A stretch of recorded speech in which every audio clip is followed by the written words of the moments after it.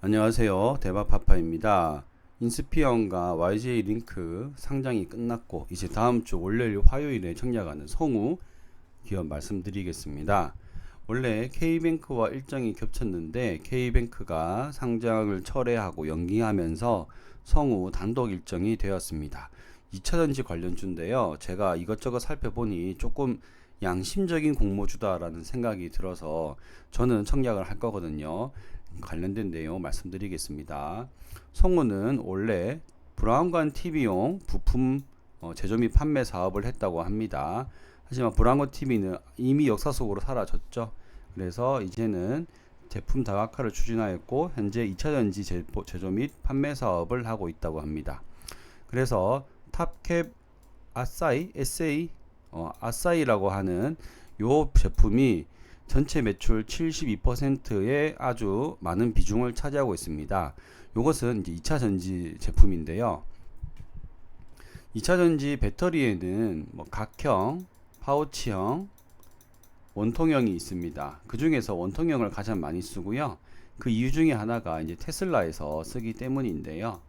이 테슬라에서 사용하는 원통형이 가장 많이 사용이 되는데 이 원통형 맨 위에 이렇게 다양한 부품들의 총 집합이 탑캡 SA 아싸이라고 보시면 되겠습니다.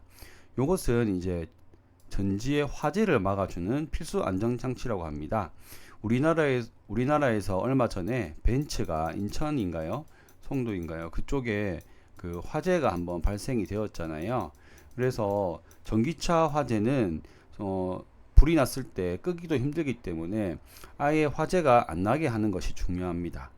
여기 있는 이 성우의 탑캡 아싸이는 이렇게 물리적인 방법으로 소프트웨어가 아니고 물리적인 방법으로 화재를 방지하게 해주는 그런 부품이라고 보시면 되겠습니다. 여기서 뭔가 압력이 팽창이 되면 뭐 과충전이라든지 너무 빠르게 충전이 될 경우에 이런 일이 생길 수가 있잖아요. 이렇게 되었을 때 전류를 끊어주게 하고 나중에 가스만 배출되게 하는 그런 안전장치라고 보시면 되겠습니다. 2차 전지 시장의 패러다임이 변화하고 있는데요. 예전에는 한 번 주행에 얼마만큼 갈 수 있느냐, 그리고 충전이 얼마만큼 빨리 할 수 있느냐, 얼마나 오래 안 기다리고 할 수 있느냐 이런 게 중요했는데요. 최근에는 이제 화재 예방이 굉장히 중요하고 그리고 4680이라고 하죠. 테슬라에서 직접 자체 생산하겠다라고 선언했다가 이제 4680 수율이 20%대까지 떨어지면서 외부로 이제 고개를 돌린 4680, 즉 원통형 배터리 중에 2차전지 배터리 중에 굉장히 고성능 배터리다라고 보시면 되겠습니다. 그런데 이게 이제 결국에는 고성능으로 가게 될 것인데 뭐 이 이후에는 아마 전고체 배터리 뭐 이런 게 될 수가 있겠죠. 어쨌든 현재 아주 중요한 게 바로 이 화재 예방이다 라는 것입니다. 이 4680 배터리 같은 경우 수요가 굉장히 늘어나고 있고 점유율도 올라갈 것이라고 보고 있으며 테슬라 자체 생산에서 외주로 바뀌었기 때문에 LG 에너지 솔루션에서 테슬라의 수주도 받았다라고 하죠. 그렇기 때문에 이 에너지 솔루션에 죄송합니다. LG 에너지 솔루션에 탑캡 아싸이가 들어가야 되는데 바로 성우가 독점 공급이 예정되어 있습니다. 그리고 LG 엔솔은 그 이번에 다른 포드였나요? 그쪽과도 또 조 단위의 계약을 맺은 걸로 알고 있습니다. 그렇기 때문에 굉장히 전망 산업이 현재 좋아지고 있다. 물론 최근 전기차 배터리 시장이 안 좋았긴 했지만 앞으로도 이 방향은 크게 바뀌지 않을 거라고 생각합니다. 자, 이 4680 에너지 4680 배터리 부품 납품업체로서 아마 큰 성장을 할 수 있지도 않을까 그런 생각이 듭니다. 그리고 LG 엔솔만 납품하는 것이 아니라 애플에도 무선 이어폰용 부품을 납품하고 있고요. 그리고 테슬라에 직접 납품하기도 하고 LG 에너텍, 현대모비스 등 굉장히 많은 기업의 글로벌한 기업입니다. 애플과 테슬라면 거의 말 다 한 거죠. 그렇게 글로벌 시장에서 기술력을 인정받고 있다라고 말씀드릴 수 있겠습니다. 재무구조를 보시면 연간 240억 이상의 수익을 거두는 우량한 회사라고 보시면 되겠고요. 자본잉여금과 이익잉여금이 전부 다 충분합니다. 자산에 비해서 부채도 굉장히 낮고요.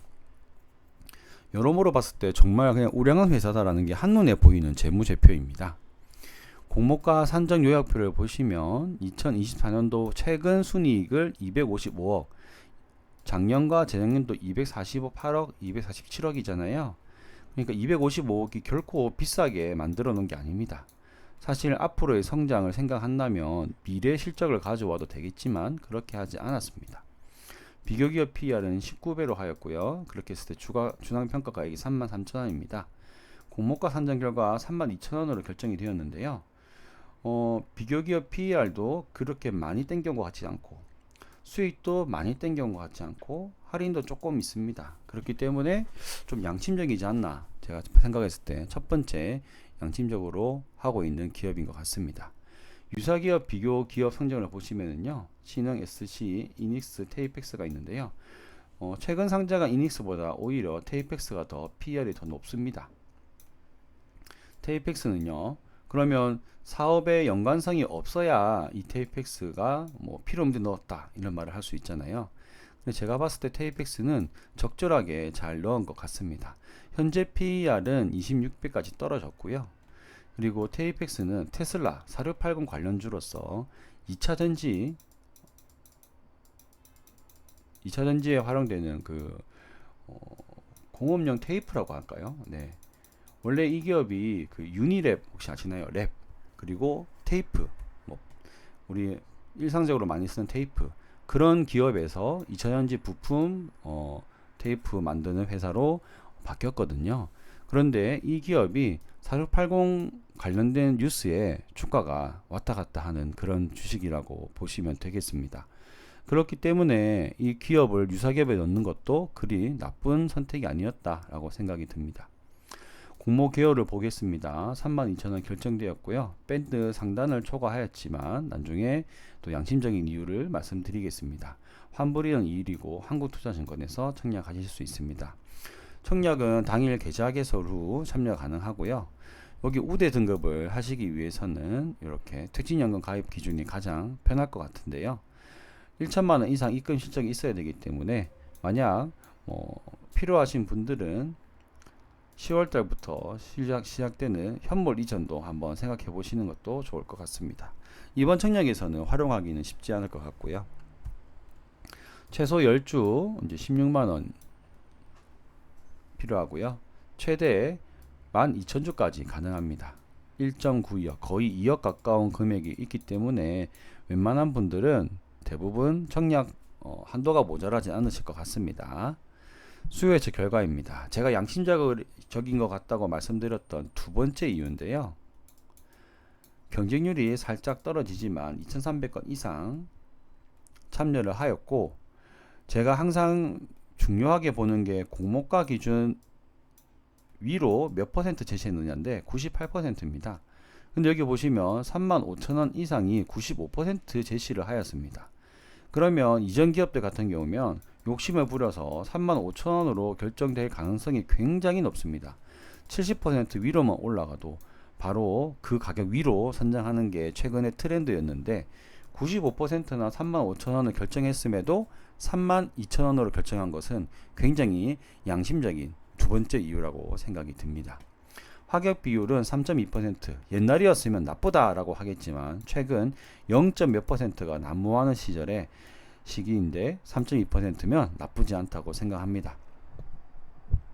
제가 양심적이라고 생각하는 세 번째 이유를 말씀드리겠습니다. 세 번째는 바로 이 최대 주주가 비율이 높고 구주 매출이 없으며 외부 투자를 조금만 받았다입니다.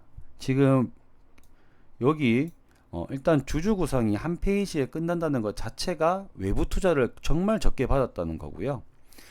여기 벤처금융 2% 밖에 되지 않습니다. 그 중에서도 절반은 확약을 걸었어요. 그렇기 때문에 외부 투자가 굉장히 적다. 양심적인 세 번째 이유였습니다. 여기 보시면 최대 주주가 있고요. 그의 아들들과 배우자가 지분을 나눠 가지고 있는 형태입니다. 시가총액이 4,800억으로 조금 높은 게 아쉽지만 유통 비율이 조금 낮은 편입니다. 23%. 기존 주주도 유통 물량에 비해서 153억으로 낮은 편입니다. 그렇기 때문에 구성은 나쁘지 않다. 하지만 규모가 크고 덩치가 큰 게 조금 아쉽다 라고 말씀드릴 수 있겠습니다. 그런데 여기 보시면 최대 주주가 굉장히 많고 가족들로 이루어져 있잖아요. 최대 주주 압도적 지배력이라는 기사가 떴습니다. 장기 승계 플랜이 호평받고 있다라는 기사인데요. 왜냐하면 여기에 보시면 박종헌 대표이사가 있잖아요. 이분이 창업주가 아니고 이번에 아버지가 창업주이십니다. 이 창업주께서 이제 10년쯤 전부터 경영 일선에 아들을 등장시켰어요.